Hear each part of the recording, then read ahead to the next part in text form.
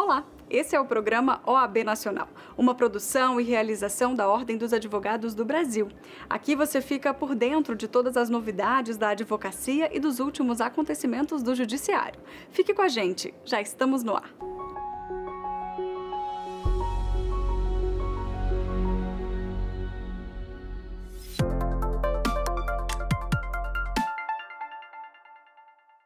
Eu começo o programa de hoje com a realização do primeiro Conselho Pleno deste ano. Durante o início da sessão, o presidente nacional da OAB, Beto Simonetti, reiterou a defesa das prerrogativas e da democracia. Em seu discurso, ele pontuou as ações da entidade no combate ao abuso de autoridade e violações ao exercício da profissão. Nas duas últimas semanas, esta casa obteve para a advocacia e para a sociedade brasileira duas vitórias que resguardam e fortalecem nossa profissão e o Estado Democrático de Direito. Em uma ação movida por nós, representantes da classe, o Supremo Tribunal Federal reconheceu o cometimento de abuso de autoridade e de violação de garantias na análise e exposição ilegal de comunicações entre advogado e cliente por um delegado de Polícia Federal. Trata-se de abuso cometido por um agente público e não pela instituição Polícia Federal. Mas a ilegalidade gravíssima, ameaçando o sistema de direitos e garantias protegidos pela Constituição. É por isso mesmo que buscamos agora a condenação criminal do culpado, zelando para que ele tenha acesso ao contraditório e ampla defesa. Nossa segunda vitória, ainda juntos, como sempre, foi a revisão da proibição de conversas entre advogados que constava em decisão da lavra do ministro Alexandre de Moraes.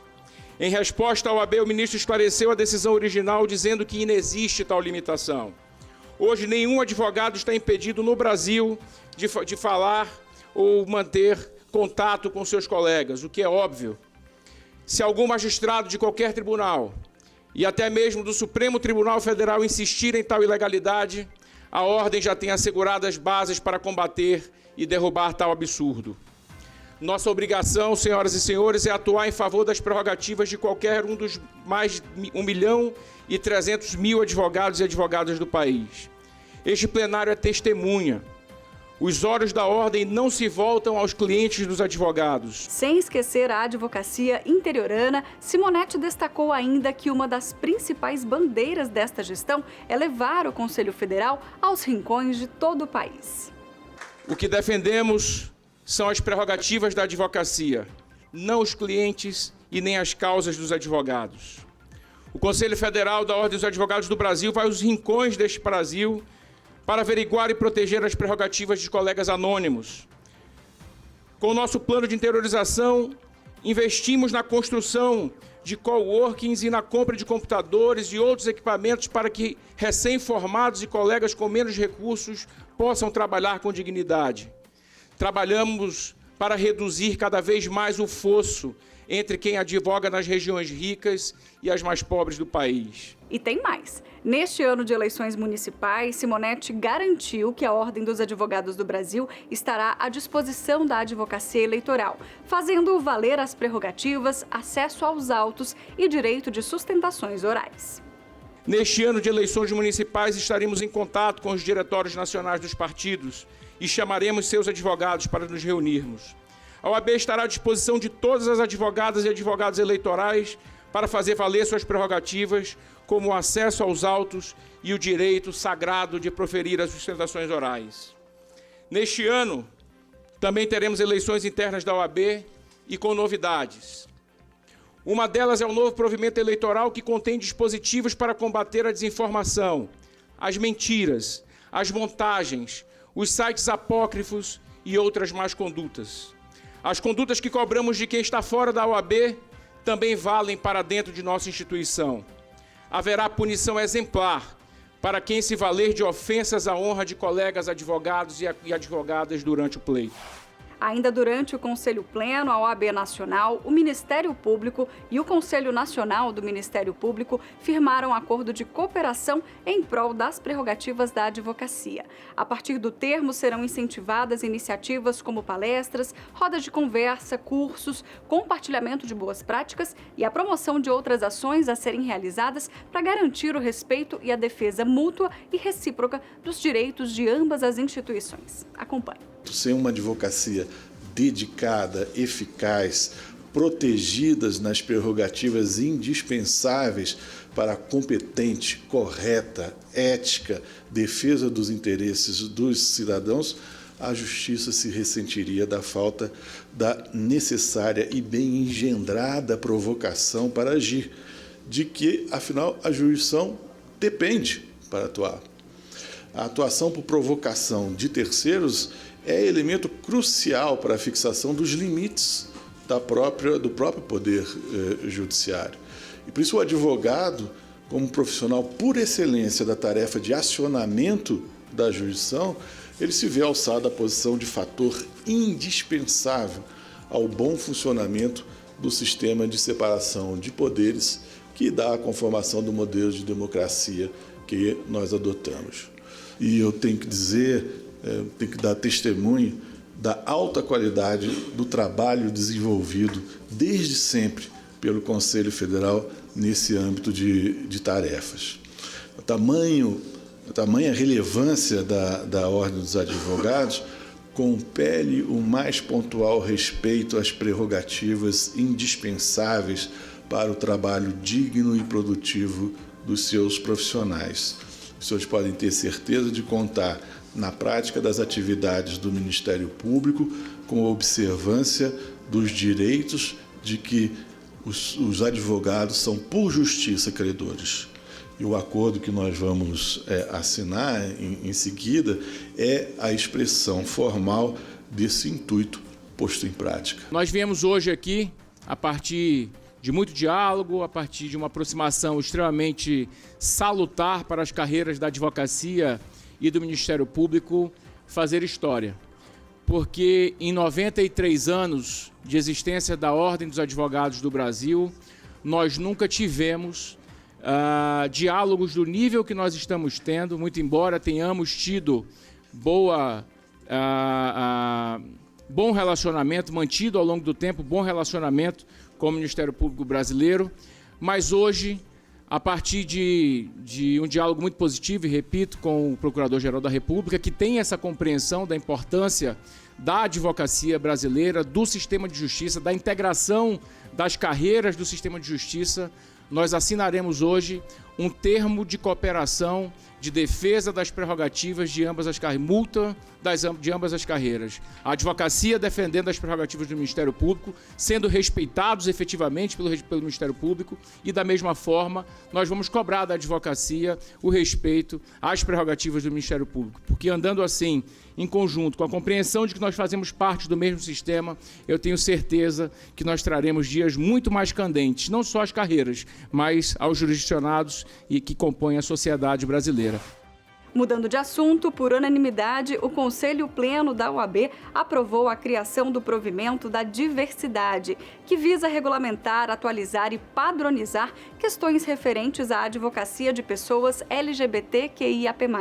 Os detalhes desse assunto a gente acompanha agora. Confira. Pode-se dizer que esse provimento tem por finalidade normatizar alguns aspectos trazidos pela temática ora posta, quais sejam: primeiro, regulamentação da possibilidade da autodeclaração de orientação sexual, identidade de gênero no sistema da OAB, prevê a contagem da advocacia LGBTQI+, no censo classista, bem como a declaração cadastral.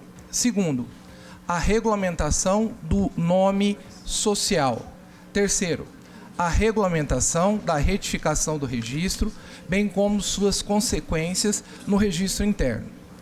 É a síntese do necessário. Quando a gente fala dos direitos da população LGBTI no Brasil, nós não temos nenhuma lei federal que garanta algum direito a essa população.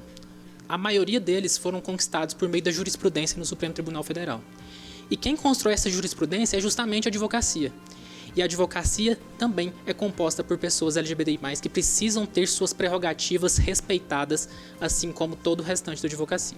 A Constituição quer de nós que nós defendamos a pessoa humana, os direitos humanos. A Constituição quer de nós que sejamos vanguardistas nessa luta.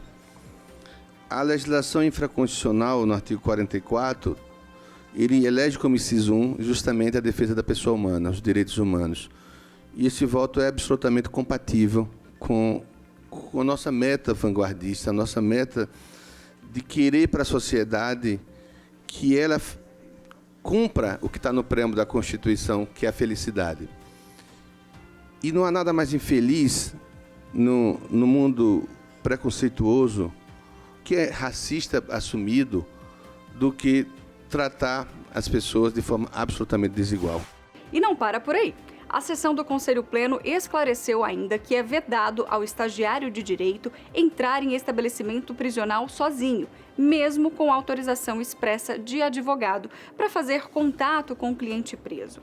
Para o relator do texto, a entrevista e o contato pessoal e reservado com a pessoa presa é um ato privativo de advogados e advogadas, como prevê o Estatuto da Advocacia. O nosso artigo 7º, inciso 3º, não deixa dúvidas de que a atividade privativa da advocacia, o contato pessoal e direto com o preso.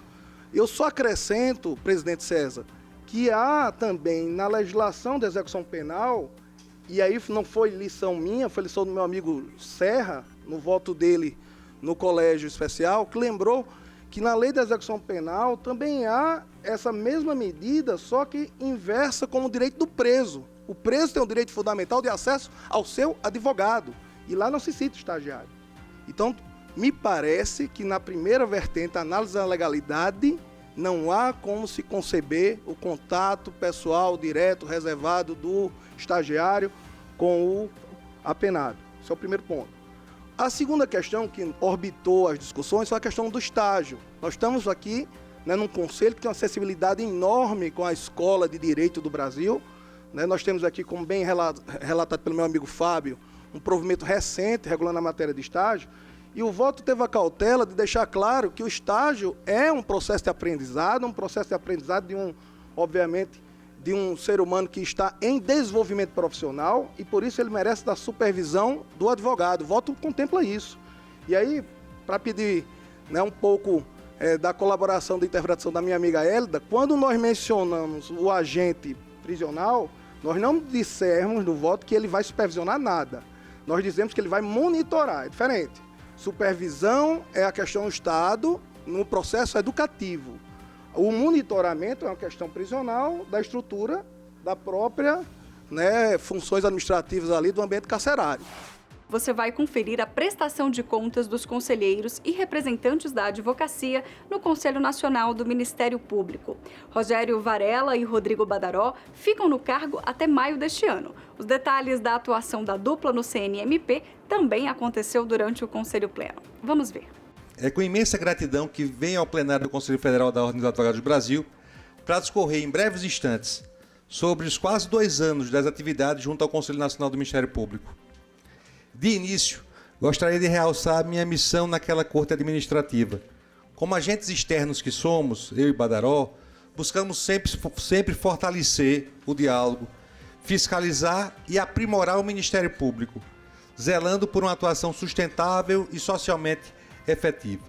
De igual modo, ressalto minha atuação voltada a garantir a pluralidade e a diversidade de ideias para o CNMP, contribuindo para aproximar as pautas daquela casa aos interesses da advocacia e da sociedade brasileira e da cidadania que nós todos representamos. Listo aqui por relevante alguns votos e iniciativas promovidos por este conselheiro ao longo do mandato, que bem ilustram o objetivo a que me propus de convergir os interesses do Ministério Público aos da democracia e de criar sempre uma zona de diálogo entre o Ministério Público e a advocacia. A gente tem tido muitas conquistas, digo a todos aqui, eu e o conselheiro Badaró, não no embate, e sim no diálogo, na construção, bem na linha do que o presidente Beto tem também tentado implementar ao longo de sua gestão. A gente tem conseguido melhores resultados no diálogo do que num confronto, num conflito, porque nós somos minoria. No órgão de 14 membros, os agentes externos são apenas 6 e os membros da advocacia apenas 2. Se a gente for para o embate toda hora, a gente vai sempre perder de 12 a 2. A gente está conseguindo construir muita coisa boa, só com 2 votos, mas construindo, dialogando e convergindo. O Conselho Nacional do Ministério Público nunca teve tantas questões relacionadas à advocacia aprovadas, não só na pauta de gênero, mas como também na pauta de prerrogativa. E notamos mais que aquele conselho, além de ser um conselho de aspecto punitivo, é um conselho de fomentador de política pública, política pelo Brasil. E talvez tenha sido essa a maior experiência que consegui absorver nesses 2 anos.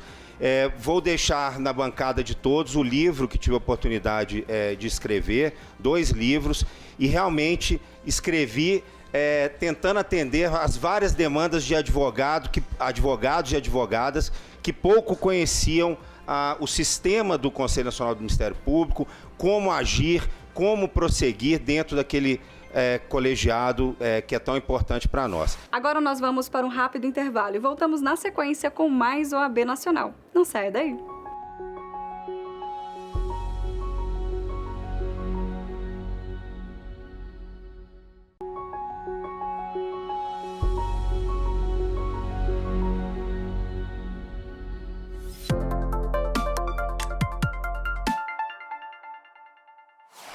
O Conselho Federal criou o Banco de Dados Nacional de Idoneidade Moral. Essa base de informações servirá para a consulta de todas as seccionais para verificar a idoneidade moral de novos advogados no processo de inscrição e também durante o requerimento de inscrições suplementares. A declaração de inidoneidade verificada por ocasião do pedido de inscrição fica distrito esse pedido ao Conselho Seccional que o apurou, de modo a não ser visualizado pelas demais seccionais.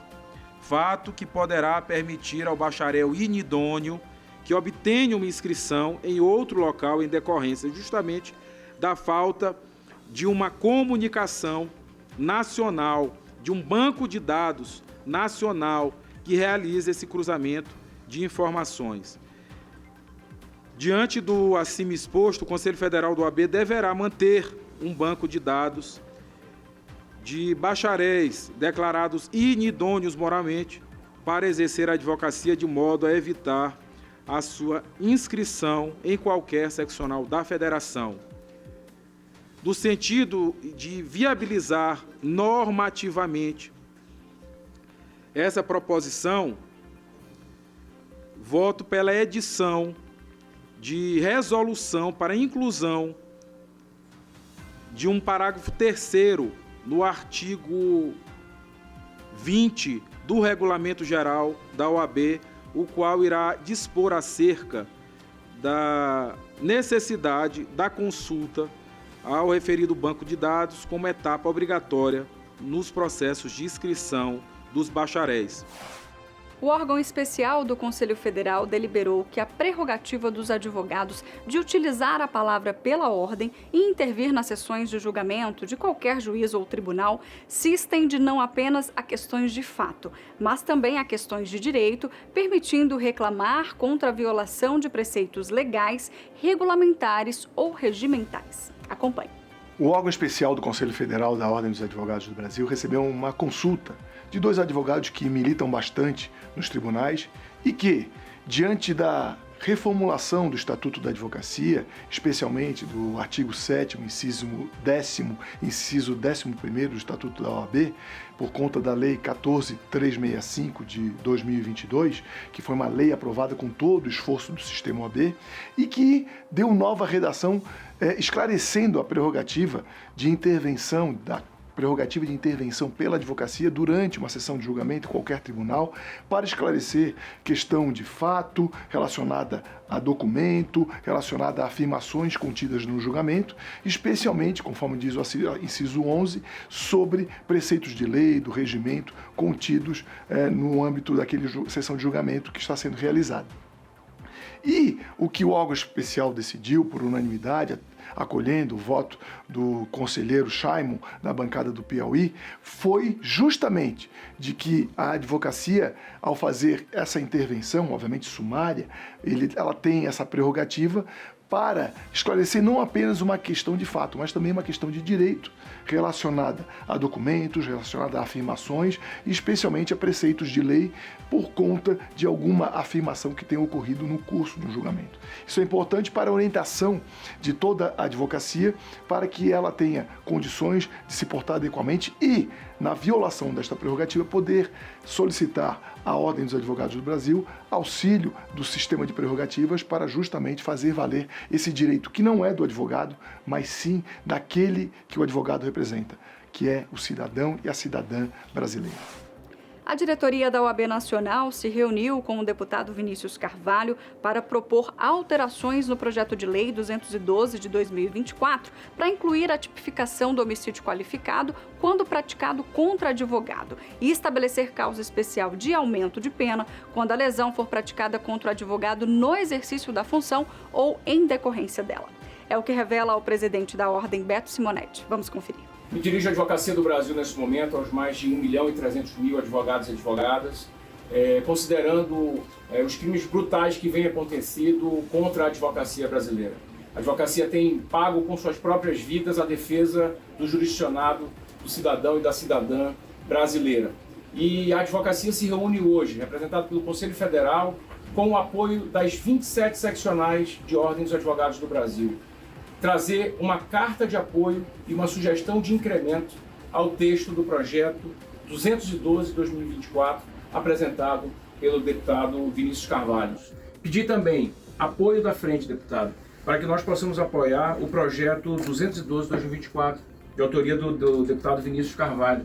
Esse projeto pretende trazer qualificadoras e agravantes para o crime de homicídio quando cometido contra o advogado ou advogada brasileira no exercício da profissão. Advogadas de todo o país. Vai acontecer em Curitiba, entre os dias 14 e 15 de março, a 4ª Conferência Nacional da Mulher Advogada. O evento tem como tema central evolução e protagonismo e vai tratar das principais bandeiras do universo feminino frente aos desafios da advocacia contemporânea. Não fique de fora. Nós vamos trazer uma série de palestras para te impulsionar, para te motivar, para te tirar da caixa e para abrir os caminhos. Nós queremos trazer para você as novidades do mercado. O Concade Mulher e a Caixa de Assistência do Paraná estão preparando uma mega feira para todas nós. É uma feira que nós vamos poder fazer negócios, vamos poder adquirir produtos, tanto da área jurídica, educacional, quanto da área financeira. Vai ser uma feira voltada para você, mulher advogada. Queridas colegas advogadas do Brasil, é com grande entusiasmo e honra que eu convido a cada uma de vocês a participar da 4ª Conferência Nacional da Mulher Advogada, um evento que tem se destacado como espaço fundamental para o diálogo, a construção de caminhos que promovam a valorização de você, mulher advogada. Ao longo da minha trajetória de 27 anos como advogada, eu tive a imensa satisfação de contribuir para avanços do rol das mulheres advogadas. Participei de todas as conferências da mulher e hoje venho aqui convidar você. Venha sonhar com a OAB, venha sonhar com uma advocacia com melhores condições, com mais dignidade para o exercício da sua profissão.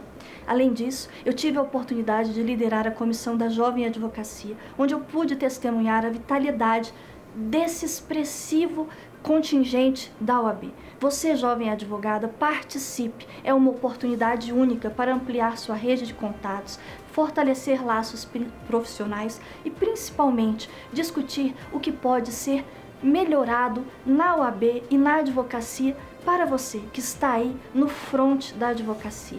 Mulher advogada, venha, estaremos lá de braços abertos. Hoje eu sou ministra do Superior Tribunal de Justiça, mas nunca vou esquecer a história que trilhei na Ordem dos Advogados do Brasil. Venha conhecer a Comissão Nacional da Mulher Advogada, que sem dúvida vai marcar mais um capítulo significativo nessa luta por uma advocacia justa, igualitária e inclusiva. Te espero na conferência, na Palestra Magna. Convido todas as advogadas e todos os advogados brasileiros para mais um grandioso evento, a 4ª Conferência Nacional da Mulher Advogada, que acontecerá nos dias 14 e 15 de março no ViaSoft Experience em Curitiba, com o tema Evolução e Protagonismo. Faremos um grande evento mostrando a força da advocacia feminina e todos os avanços conquistados até aqui. Nos vemos em Curitiba. Foi sancionada a lei que inclui os crimes de bullying e cyberbullying no Código Penal. As duas condutas passam a integrar o artigo que trata de constrangimento ilegal. Agora, o Código Penal prevê multa para quem cometer bullying e reclusão e multa para quem cometer o mesmo crime por meios virtuais. Essa nova lei do cyberbullying, a Lei 14.811, ela foi sancionada então agora nessa última segunda-feira, e ela é um passo importante para discutir a violência nas escolas e a saúde mental dos nossos estudantes e alunos. Foram criados 2 tipos penais novos, um chamado a intimidação sistemática, o bullying, e a intimidação sistemática virtual. Houve também um aumento do rol de crimes hediondos e, além disso, também uma adoção de novas medidas de proteção das crianças e adolescentes que fica a cargo dos municípios. Eu acho que é importante dizer que, no primeiro momento, me parece que a legislação ela é uma iniciativa voltada para enfrentar esses novos desafios associados ao aumento da importância das plataformas digitais e desses fóruns de interação online. E, nesse sentido, ela veio atender uma certa demanda social que a gente vê para enfrentar esse tema. Então, acho que, se por um lado, ele avança nesse debate, que é uma discussão de um tema tão relevante, certamente é importante a gente lembrar que o direito penal não é a única forma de lidar com esses assuntos. Então, eu acho que a sanção dessa lei, ela mostra que, por um lado, o legislador penal buscou uma solução, ela é uma solução sempre individual, e eu acho que ela é importante, em determinados contextos, mas é fundamental que a gente também busque enfrentar sempre as causas e busque formular soluções também mais sistêmicas, porque a gente sabe que esse é um problema também sistêmico. A Comissão de Direito Digital da OAB, ela acompanha todas essas novas legislações, Como é um tema bastante amplo, nós acompanhamos o tema de inteligência artificial, por exemplo, acompanhamos o tema da regulação de plataformas, fizemos uma sugestão recentemente para o presidente da Ordem, inclusive, para o Dr. Beto Simonetti, no sentido de termos uma solução consensual para a autoridade que deveria ou deverá regular, deverá aparecer como autoridade supervisora no PL 2630 de regulação das plataformas. Então, a comissão ela acompanha de perto todos esses temas e também esse tema do cyberbullying está aí ao nosso alcance, está sendo observado de perto pelos seus membros. A história de luta em favor dos direitos humanos, vivida pelo líder abolicionista Luiz Gama, foi homenageada em uma peça teatral encenada no Conselho Federal da OAB. Para o ator Del Garcês, é uma grande emoção reviver os passos dessa figura histórica. Vamos ver. É uma emoção indescritível, É uma responsabilidade muito grande, uma missão, um compromisso que eu tenho na vida. Eu sempre me identifiquei com qualquer revolta, com qualquer questionamento, indignação com relação à injustiça. E quando se trata de uma injustiça histórica cometida contra heróis e heroínas negras e negros brasileiros, isso me toca muito, toca a minha história, toca a história da minha ancestralidade. E recuperar a importância histórica e contribuição fundamental de Luiz Gama na luta pela justiça, pela libertação, pela abolição de pessoas escravizadas, na luta pela igualdade de direitos e, por que não dizer, na luta pela democracia. Isso é algo que me gratifica enquanto artista, enquanto ser humano, enquanto cidadão. A gente tem feito esse espetáculo agora, nesse ano 2024, está fazendo 9 anos que estreamos exatamente aqui na OAB, Conselho Federal, em 2015, quando a OAB fez aquela reparação histórica tão necessária ao próprio Luiz Gama, nomeando oficialmente como advogado, coisa que até então ele não havia tido, esse reconhecimento. Este programa é mais uma produção da Ordem dos Advogados do Brasil. E aqui você fica por dentro das informações da advocacia e do judiciário, além de acompanhar entrevistas especiais, matérias exclusivas e muito mais. Eu sou Mariana Xavier e agradeço pela sua companhia. Eu te espero na próxima semana. Até lá!